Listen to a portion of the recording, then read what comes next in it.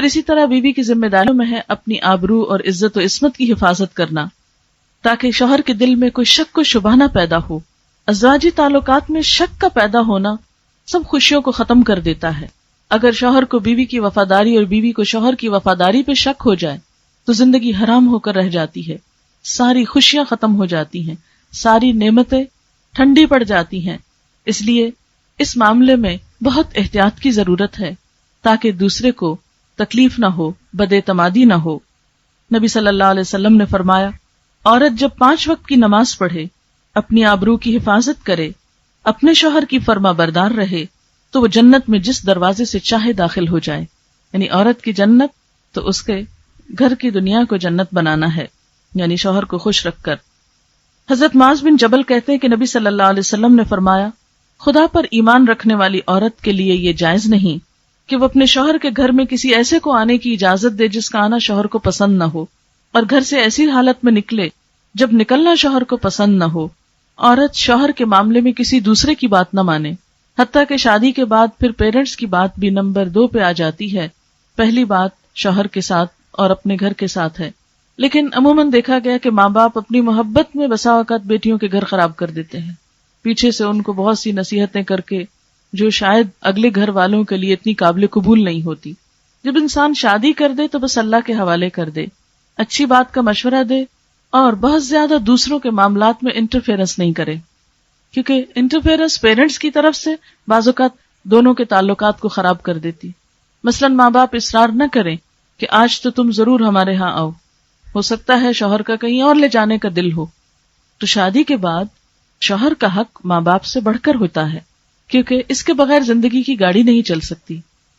اگر دونوں ایک نئی زندگی، ایک نیا گھر اور ایک نیا خاندان بنانے میں ایک دوسرے کے ساتھ کوآپریٹ نہیں کریں گے، ایک دوسرے کے مددگار نہیں ہوں گے، تو زندگی کی گاڑی چلنا مشکل ہے۔ یہ بات عام طور پر آپ نے سنی کہ شوہر اور بیوی ایک گاڑی کے 2 پہیے ہیں، تو وہ 2 پہیے جب اپنی اپنی جگہ پر لگے ہوتے ہیں اور دونوں ہی موونگ کنڈیشن میں ہوتے ہیں، اس میں کوئی پنکچر نہیں ہوتا یا ہوا صحیح بھری ہوتی ہے، ان کی ویل بیلنسنگ ہوتی ہے، تو تبھی گاڑی صحیح چلتی ہے۔ تو بالکل اسی طرح گھر کی گاڑی بھی جبھی صحیح چلتی ہے کہ جب دونوں اپنا اپنا ذمہ پورا کریں، ذمہ داری نبھائیں، اور دونوں ایک دوسرے کے ساتھ کوآپریٹ کریں، اور دونوں کے درمیان ایک عدل و انصاف کی فضا ہو، کسی ایک کے حقوق مارے نہ جا رہے ہوں، ورنہ گھر کی فضا خوشگوار نہیں ہو سکتی اور زندگی کا سفر بہت کٹھن اور دوبھر ہو جایا کرتا ہے۔ پھر اسی طرح عورت کا یہ فرض بھی ہے کہ اپنی گفتگو، اپنے لباس، اپنے اخلاق کے ذریعے شوہر کا دل جیتے۔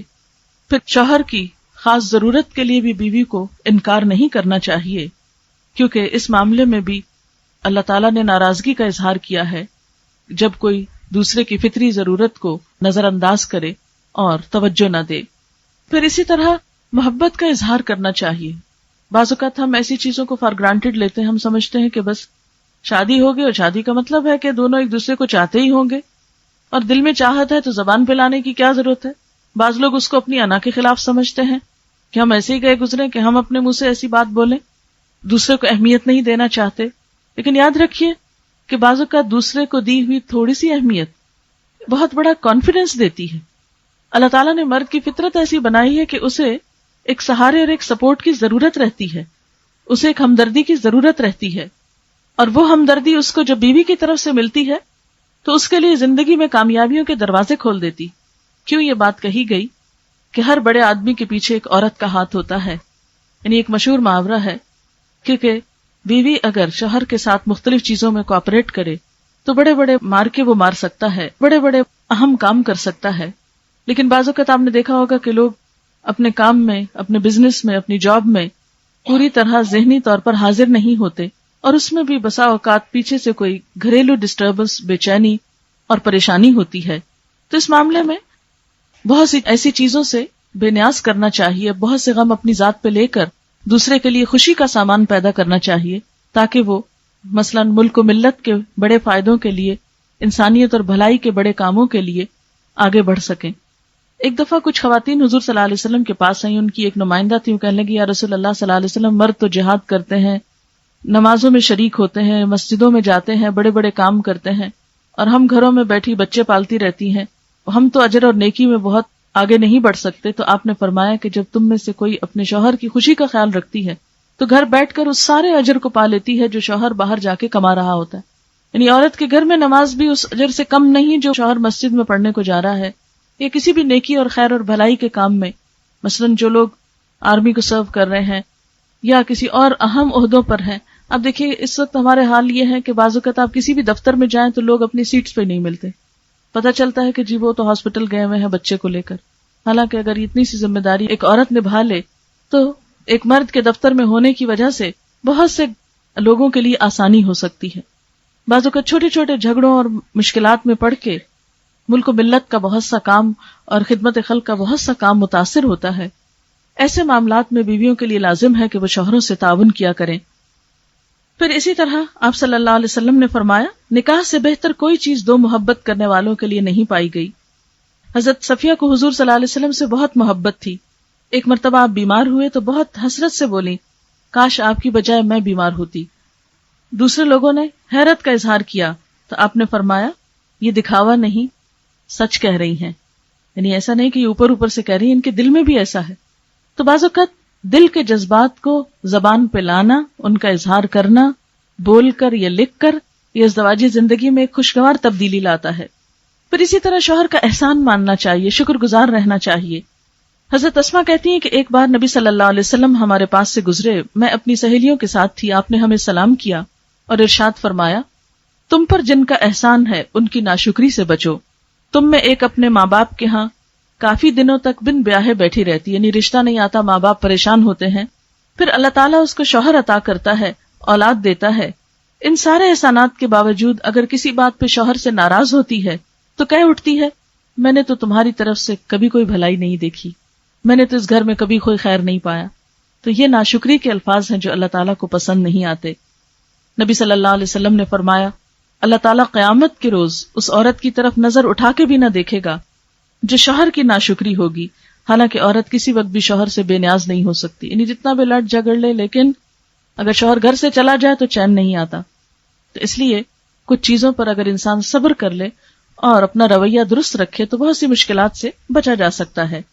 اسی طرح حضرت عائشہ رضی اللہ تعالی عنہا کا طریقہ یہ تھا کہ وہ حضور صلی اللہ علیہ وسلم کو اپنے ہاتھ سے خوشبو لگاتی، آپ کے سر میں تیل لگاتی اور آپ کی خدمت کر کے خوشی محسوس کرتی.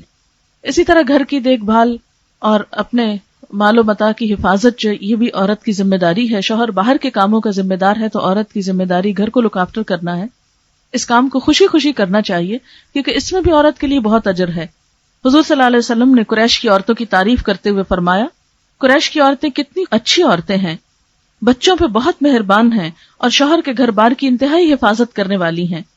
نیک بیوی کی خوبیاں آپ صلی اللہ علیہ وسلم نے کچھ یوں بتائیں کہ مومن کے لیے خوف خدا کے بعد سب سے زیادہ مفید اور باعث خیر نعمت نیک بیوی ہے.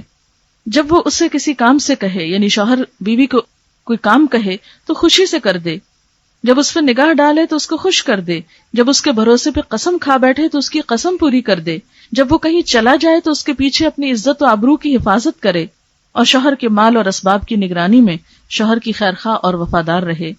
اور آخری چیز یہ ہے کہ صفائی، سلیقہ، آرائش اور زیبائش یہ تو ہے ہی شوہر کا حق. اگر کوئی عورت شوہر کے لیے کرتی ہے تو اس پر اس کے لیے اجر ہے. لیکن عام طور پر دیکھا گیا ہے کہ خواتین شوہروں کے لیے اس چیز کا اہتمام بطور خاص نہیں کرتی. بعض اوقات ان کو شکوہ ہوتا ہے کہ شوہر دیکھتے ہی نہیں، ان کو توجہ ہی نہیں، اس لیے اپریسیشن نہیں ملتی تو وہ اس چیز سے غافل ہو جاتی ہیں. اور بعض اوقات جسمانی صفائی کا خیال نہ رکھنا، لباس کی صفائی کا خیال نہ رکھنا، گھر کی صفائی کا خیال نہ رکھنا پورے ماحول کو متاثر کرتا ہے، جس سے چڑچڑا پن پیدا ہوتا ہے اور باہم خوشیاں متاثر ہوتی ہیں. اس چیز کو بھی عبادت سمجھ کر اختیار کرنا نہایت ضروری ہے. عام طور پر عورت کی زیب و زینت جو ہے وہ باہر کے لیے رہ گئی ہے، یا خواتین کی محفل میں یا بازار میں جاتے ہوئے تو اس کا بہت اہتمام ہوگا، لیکن شوہر اس کا حقدار نہیں سمجھا جاتا. تو یہ ویلیوز بدل گئی ہیں، ان کو اپنے اصل پر لانے کی ضرورت ہے. تو اللہ تعالیٰ سے دعا ہے کہ وہ ہمیں بہترین مسلمان بنائے جس میں دوسروں کے لیے خوشی کا سامان ہو